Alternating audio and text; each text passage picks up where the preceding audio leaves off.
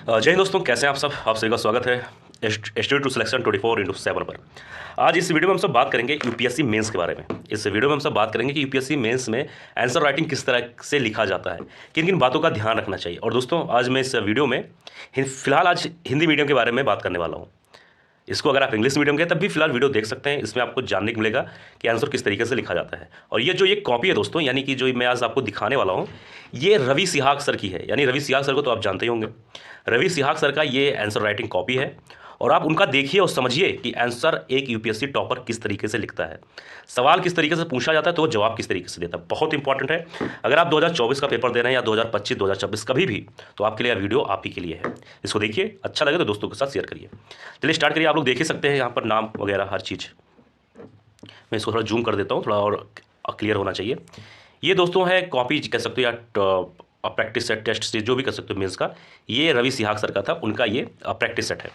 उन्होंने vision IAS के under में इस चीज़ को अपना प्रैक्टिस किया था मेंस का। उसका ये कॉपी है, बहुत इंपॉर्टेंट है, ध्यान देना।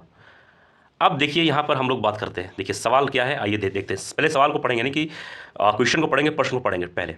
इसमें क्या लिखा है, the architecture of Vijayanagar kingdom has distinctive style comprising of unique feature, ठीक है। फिर क्या लिखा है, एलेबोरेट विद एग्जाम्पल।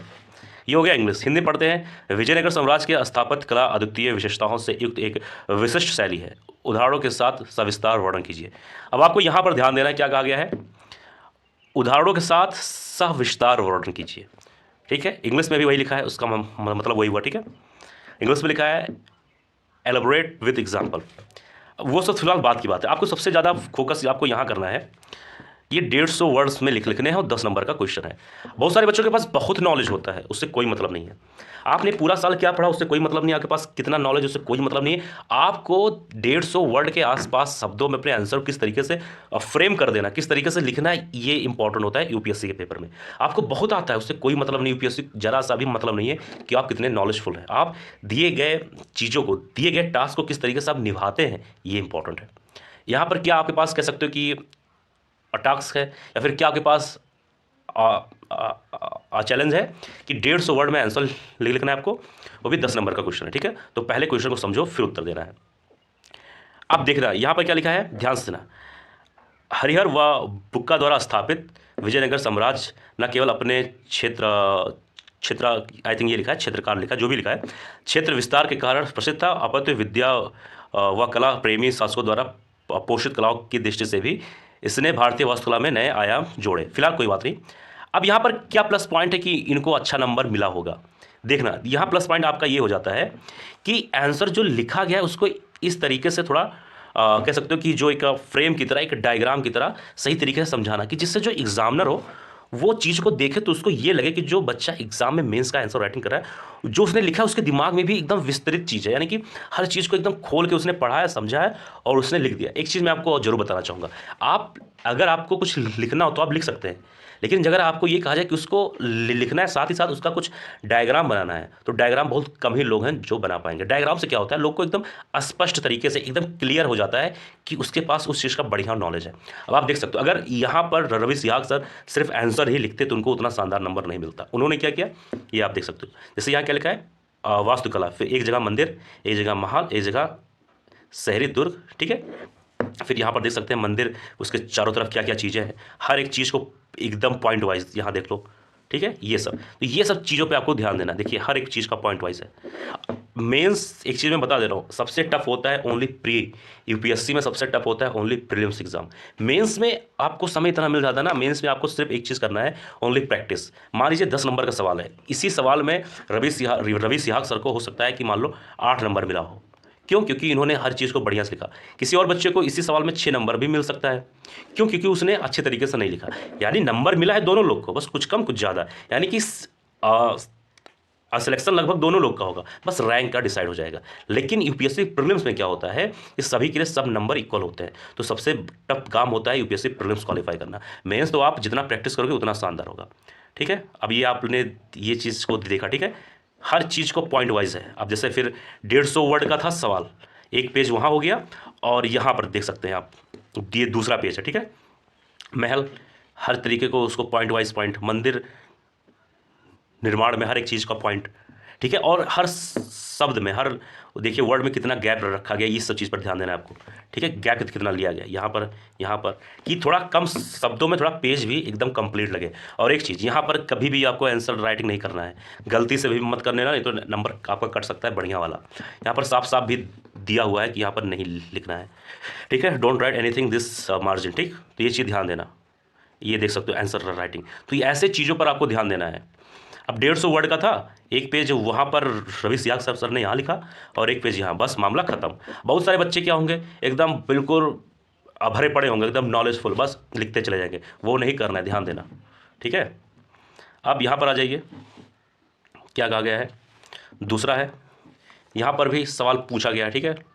इसमें क्या सवाल क्या है, यद्यपि लॉर्ड विलियम्स बेंटिक का कार्यकाल छोटा था तथापि इससे अस्थायी सुधारों के लिए एक मिनट जाइए जाना जाता है, सविस्तार वर्णन कीजिए। यहाँ पर जो सवाल है, सेम सवाल है, 150 नंबर का है, 10 नंबर, माफ़ करिए 150 वर्ड का 10 नंबर का सवाल है। अब कहाँ से स्टार्ट करना है, कहाँ पर जाना है, ये आप देख सकते हैं। अब मैं हर एक चीज़ तो पढ़ के नहीं सुना पाऊंगा क्योंकि उनकी राइटिंग है, अभी लगभग वही जाने, कोई चीज़ मैं नहीं समझ पा रहा हूँ। जैसे इसमें लिखा है, लॉर्ड विलियम बेंटिक एक शांत सज्जन व सुधारवादी मानसिकता के व्यक्ति थे जिन्होंने इंग्लैंड के सुधारवादी आंदोलन में भाग लिया था, ठीक है। अतः यही मानसिकता भारतीय कार्यकाल में भी दृष्टिगोचर होती है। यानी कि यहाँ पर पहले उन्होंने क्या किया, लॉर्ड विलियम बेंटिक का एक कह सकते हो कि उनके बारे में थोड़ा सा जानकारी आपको दे दिया गया। अब एग्जामिनर को ये मालूम हो चुका कि इस बच्चे को लॉर्ड बेंटिक के बारे में पता होगा, उसके दिमाग में तुरंत आ गया कि इसको जाहिर सी बात है भैया मालूम ही होगा, तो वो उसी मानसिकता से आपकी कॉपी चेक करता है, ठीक है। फिर उनके बारे में जैसे कि प्रशासनिक सुधार, उसमें उन्होंने क्या किया, ठीक है। फिर न्यायिक सुधार के बारे में है, ठीक है। फिर यहाँ पर देख सकते हैं, फिर रियासतों के प्रति नीति, उनकी क्या नीति थी, धार्मिक सामाजिक सुधार, समाजवादी, शैक्षिक सुधार, ठीक है। तो हर एक पॉइंट पर देखिए, कोई भी सवाल आप लिखें, चाहे ज्योग्राफी हो, पॉलिटी हो, हिस्ट्री हो, 4-5 पॉइंट तो अक्सर होते ही होते हैं। एक मिनट ये, जैसे कि political, cultural, regional, geographical, educational, ये सब 6-7 पॉइंट ऐसे हैं जो लगभग आपको मालूम होना ही चाहिए किसी भी टॉपिक पर, ठीक है। अब यहाँ पर भी देख सकते हैं इस सवाल को आप, ठीक है। तो हर एक सवाल पर आप देख सकते हैं किस तरीके से पूछा जाता है, मेंस में आंसर राइटिंग किस तरीके से होता है और किस तरीके से लिखा जाता है, ठीक है। कोई भी चीज़ हो, जैसे यहाँ पे क्या पूछा गया है, काफ़ी बड़ा सवाल है, कोई बात नहीं। यहाँ लिखा है, जहाँ भारतीय पूंजीपति दीर्घकालीन समय तक चलने वाले सामूहिक शवन्य अवज्ञा के पक्ष में नहीं थे, वहीं उनमें से कई ने अपने वर्ग और राष्ट्र के लिए महत्वपूर्ण रियासतें प्राप्त करने में शवन्य अवज्ञा की उपयोगिता, यहाँ तक की आवश्यकता को भी स्वीकार किया। अब यहाँ पर पहले इन्होंने इसके बारे में थोड़ा सा बताया, ठीक है। फिर एक एक पॉइंट को देखिए किस तरीके से इन्होंने सही तरीके से लिखा हुआ है, ठीक। अब आप लोग यहाँ देख सकते हो हर एक चीज़ पॉइंट, हर एक पॉइंट को, और जो प्रश्न 150 नंबर का है उसको इन्होंने 2 पेज से ज़्यादा नहीं लिखा है, तो ये सब चीज़ ध्यान देना है। अब यहाँ पर एक ज्योग्राफी का सवाल है, देख सकते हो। इसमें क्या पूछा गया है कि Arabian Sea cyclone water body is converting the cyclone hotbed, analysis the reasons behind this. क्या किया गया है, एनालिसिस पूछा गया है। सबसे पहले इन्होंने एक वो बना दिया, मैप बना दिया, ठीक है। अब मैप से क्या हुआ, इन्होंने मैप में ये बता दिया कि कौन सा वेव हवाएं कहाँ से क्या चलती हैं, साइक्लोन किस तरीके से आता है। अब एग्जामिनर क्या है, उसको क्या लग गया कि जिस बंदे को इतने अच्छे तरीके से मैप बनाना आ गया, मैप में समझाना आ गया, जाहिर सी बात उसका आंसर अच्छा होगा, तो उसके दिमाग में ये जरूर आ चुका है कि ये बंदे का आंसर अच्छा है। अब मैप से क्या हो गया कि खासतौर पर ज्योग्राफी में मैप बनाने से आपका नंबर वैसे ही इंप्रूव हो जाएगा और आपको लिखना भी कम पड़ता है। अगर मैप ने आपने सही से बना दिया तो आपका जाहिर सी बात है 2 पेज में इसको करना है, आधे पेज में मैप आ गया, एग्जामिनर को भी समझने में आसानी हो गया, आपने अपनी बात भी बोल दी और लिखना भी कम पड़ेगा, बस लिखते चले जाओ, ठीक, काम खत्म, ठीक। तो ये सब चीज़ों को आपको ध्यान देना, ये चीज़ ध्यान देना। यहाँ पर है 250 नंबर का, 250 नंबर नहीं, माफ करिए 250 वर्ड का, 15 नंबर का। Identify its major form, broadly trace the evolution of classical dance in India. शास्त्रीय नृत्य की प्रमुख शैलियों की पहचान करते हुए व्यापक रूप से भारत में इसके विकास का पता लगाइए।